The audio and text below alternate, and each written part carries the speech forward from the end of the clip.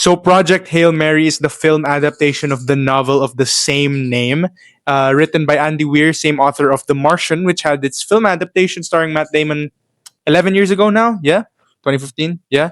And it is directed by Phil Lord and Christopher Miller, aka the guys who brought us 21 and 22 Jump Street, the Lego movie, and producers of Into and Across the Spider Verse.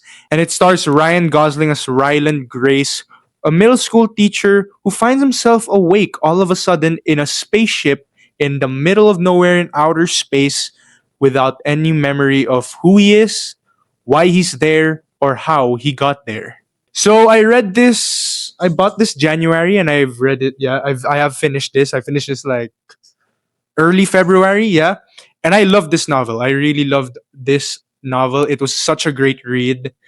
Uh, like I finished it in like first night. I read 100 pages. It was such a great read. Very entertaining.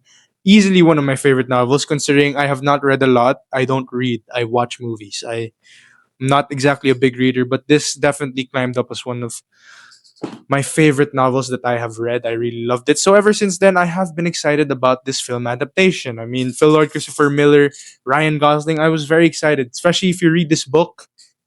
Like Ryan Gosling is like the most perfect cast for Ryland Grace. Like genuinely, even has the same initials. It makes me think if Andy Weir, like I have a feeling he wrote this with Ryan Gosling in mind to play the lead if it ever got a film adaptation.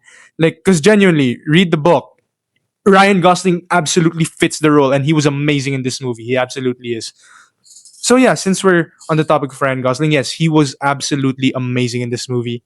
I think this is one of my favorite performances from Ryan Gosling. I think it's also shaping up to be one of my favorite roles from Ryan Gosling. I think he brings a lot to this. He shows a lot of range in this movie. I think he brings the energy, he brings the comedy, and he brings the necessary emotions when it comes to the dramatic moments. I thought he was great in this movie. He really, really was. I don't think anyone else could have played Ryland Grace better than Ryan Gosling, genuinely.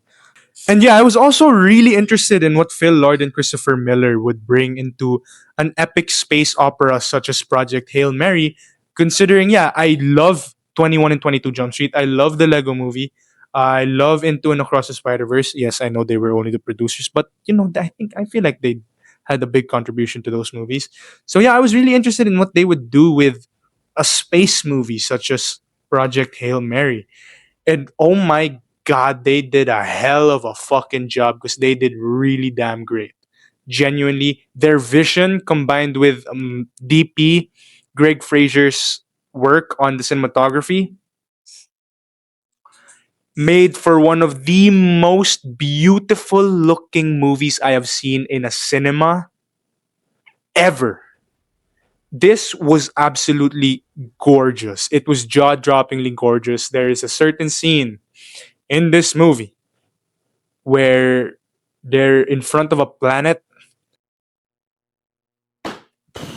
Oh my god, it is absolutely gorgeous. It's exactly what I wanted it to look like. Like I was reading this book, and when it came to that certain chapter, I was like, I wonder how they're gonna adapt that chapter. They did amazing. They did amazing.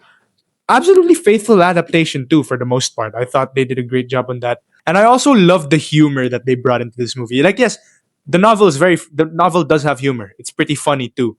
But I feel like with Phil Lord and Christopher Miller, you can tell by watching the movie that these filmmakers are very well versed in comedy, because yeah, they did make 21, 22 Jump Street. Like, yes, the novel does have humor, but the level of humor they bring to the movie just by using sound and music as tools for comedy, or just the simple editing, simple cutaways as tools for comedy.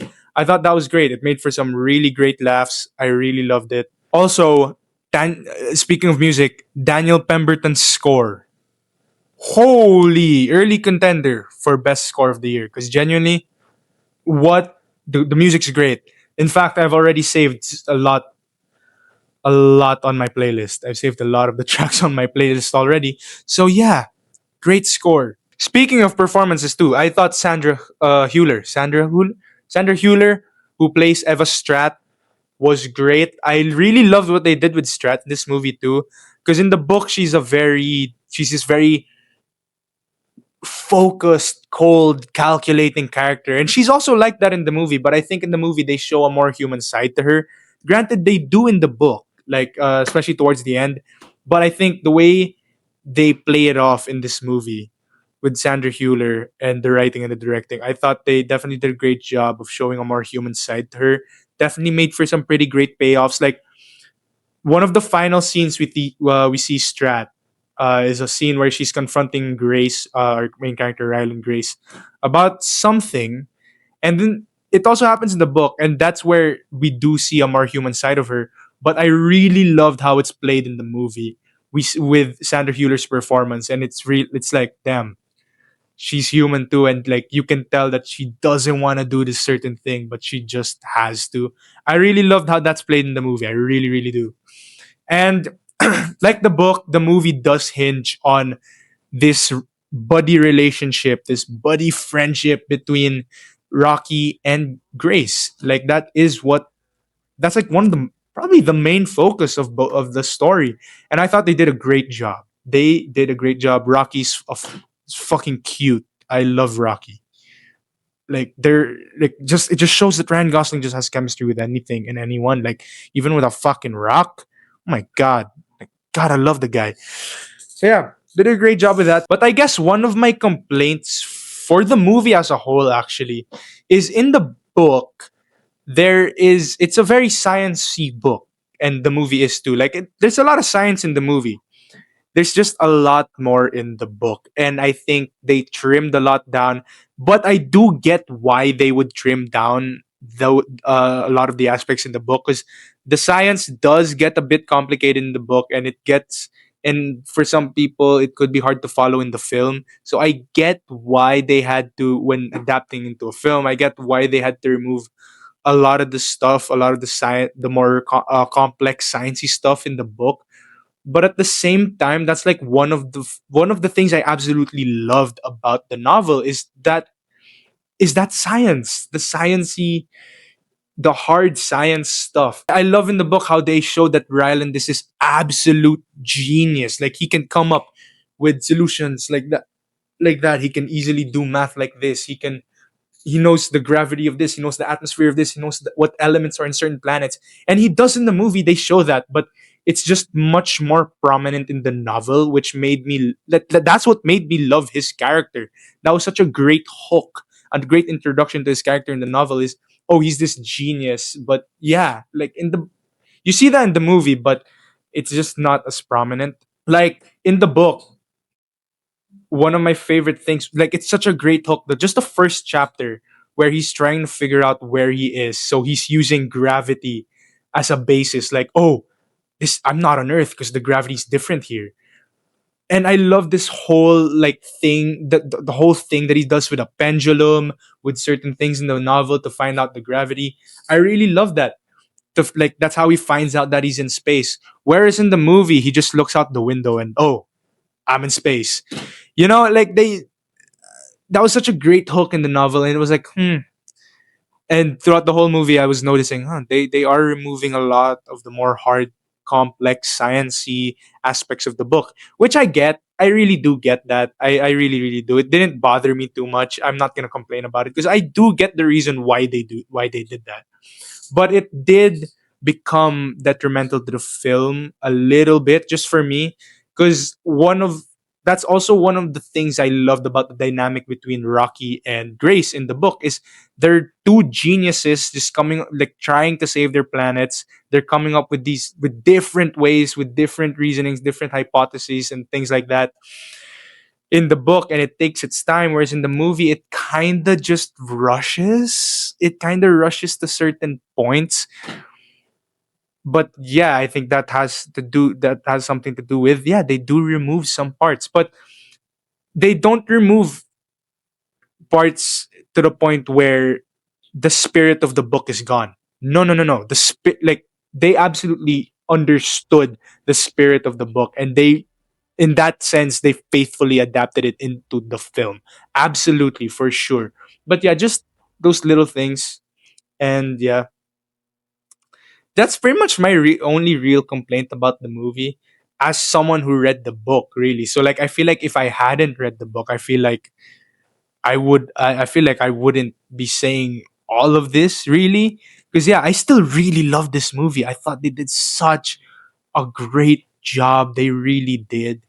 Just it's gorgeous, gorgeous movie. The way they adapted chapter 17 into the movie, whoo, whoo, better than I expected. I really love this. I love this movie. I thought it was tremendous. One of the most gorgeous looking movies I've seen in the cinema for sure of all time. Gorgeous movie. They did an amazing job. I think this is probably my favorite Phil Lord and Christopher Miller movie. It probably is. At least the ones that they've directed, I think this is my favorite that they've done. Great movie. And it's crazy because they were supposed to direct Solo, a Star Wars story. Yeah, that Han Solo movie. But did Disney fire them? I don't remember, but Disney didn't like what they were doing with it because they were making it too funny apparently.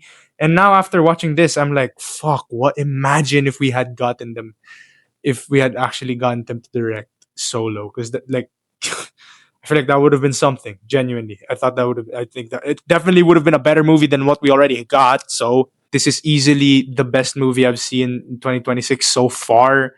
Not that there's much competition really, and I think this is definitely the first great movie of 2026 because I'm gonna give Project Hail Mary an A minus.